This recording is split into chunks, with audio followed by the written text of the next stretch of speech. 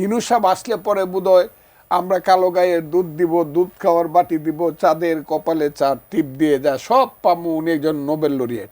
কিন্তু ইউনূস সাহেবের মতো এমন একজন, আমি আর বলতে চাই না, উনি বয়সে আমার বড়, উনি নোবেল লরিয়েট, উনার মতো একজন লোক কেন এই দেশটাকে এই অন্ধকারে নিয়ে গেল আমি জানি। উনি একটা কথা বলছেন, এই কথাটা আমি অতটা স্বীকার করব না, যে ওনারা অতটা অ্যাক্টিভ ছিলেন না।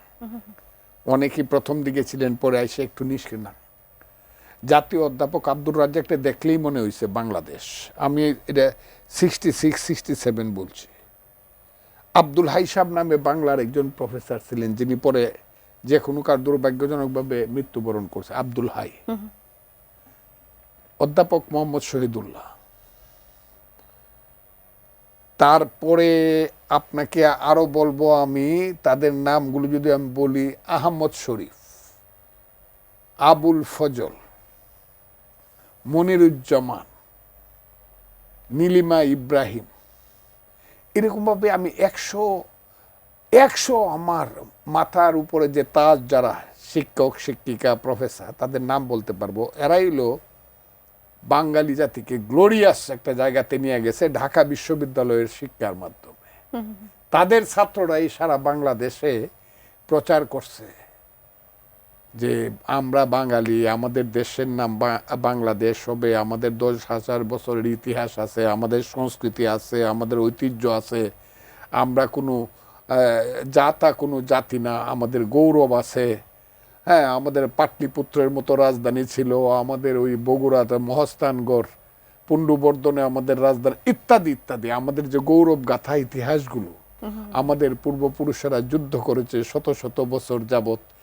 হ্যাঁ, কোনো সময় বিদেশিদের বিরুদ্ধে, ব্রিটিশের বিরুদ্ধে তো 200 বছর নিরন্তর যুদ্ধ করিয়া জীবন দিছে, জেলখানায় গেছে, ফাঁসির মঞ্চে গেছে, সূর্য সেনের মতো লোকেরা ফাঁসির মঞ্চে গেছে, সুভাষ বসুরা জেলের মানে দেশ থেকে বিদেশে গিয়ে যুদ্ধ করছে, শেরে বাংলারা 190 বছর পরে মুসলমানের সন্তান সিরাজউদ্দৌলার পরে প্রথম কলকাতার মসনদে বসছে।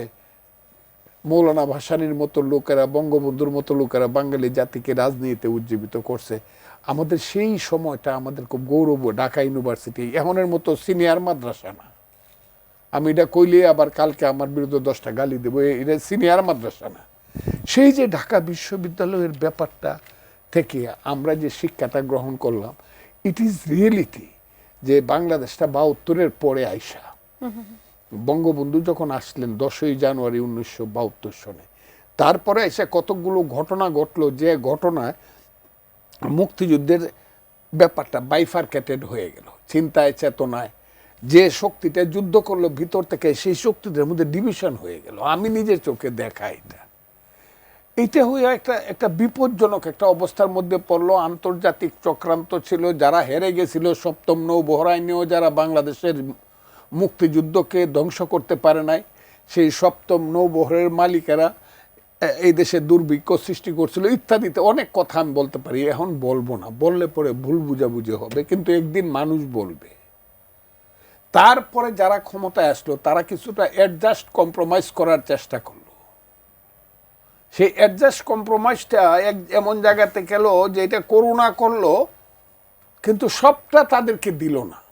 কিন্তু এর পরবর্তী সময় এরশাদ সাহেব যখন আসলেন, তখন রাজনীতিটা একদম এটা কলুষিত এবং পলিউটেড হয়ে গেল। রাজনীতিটা তখন চরিত্রহীনদের হাতের একটা অস্ত্র হয়ে গেল। এরপরে আস্তে আস্তে এটা এমন জায়গায় গেল যে এখন আর এটা দেখা যায় না। এখন অন্ধকার যুগে আমরা আছি, এটা আইএমএ জাহেলিয়াতে আছি। এখন যেটা আছি, আমরা মনে করেছিলাম ইউনূস সাহেব আসলে পরে, 5ই আগস্ট যে প্রশ্নটা আপনি করলেন, ইউনূস সাহেব আসলে পরে বোধহয় আমরা কালো গায়ের দুধ দিব, দুধ খাওয়ার বাটি দিব, চাঁদের কপালে চার টিপ দিয়ে যা সব পামু, উনি একজন নোবেল লরিয়েট।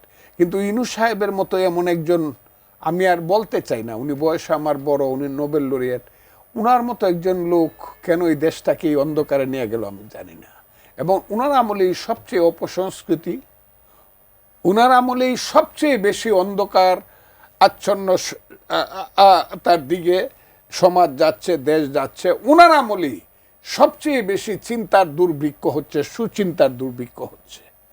উনার আমলেই এই দেশটা জঙ্গিবাদের দিকে আগায় যাচ্ছে।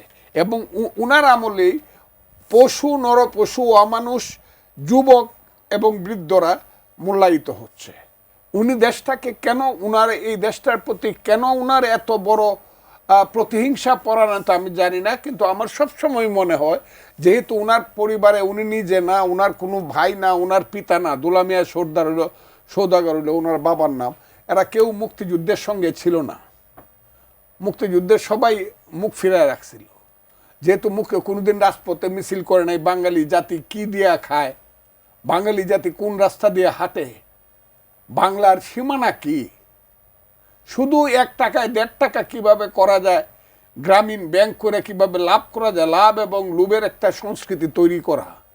কিন্তু বাঙালি জাতিকে যে জ্ঞানে, বিজ্ঞানে, শিক্ষায় দীক্ষায় উন্নত করা, অথবা মানবতা আর মাধ্যমে মানুষকে ভালোবেসে বেসে একটা সমাজ, সুন্দর একটা সমাজ সৃষ্টি করার যে করা, এটা জনাব ছিল না। এখন যে জায়গাতে এসে দাঁড়াইছে, আল্লাহ না করুক যদি ইলেকশন না হয়, 12ই ফেব্রুয়ারি একটা ইলেকশন হলে মন্দের ভালো হবে।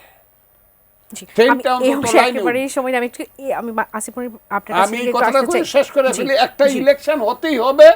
এবং আমার ধারণা এই যে কাজগুলো করা হচ্ছে এর পিছনে সরকারের যে মদত আছে, এবং এই মদত থাকার কারণে তারা মনে করতেছে এটা করে আস্তে আস্তে ওই যে আমরা একটা ডিক্লারেশন তো দিছি, আমরা ইলেকশন না করতে পারলে আমরা কি করব, এই জায়গাতে সরকার যেতে চাচ্ছে।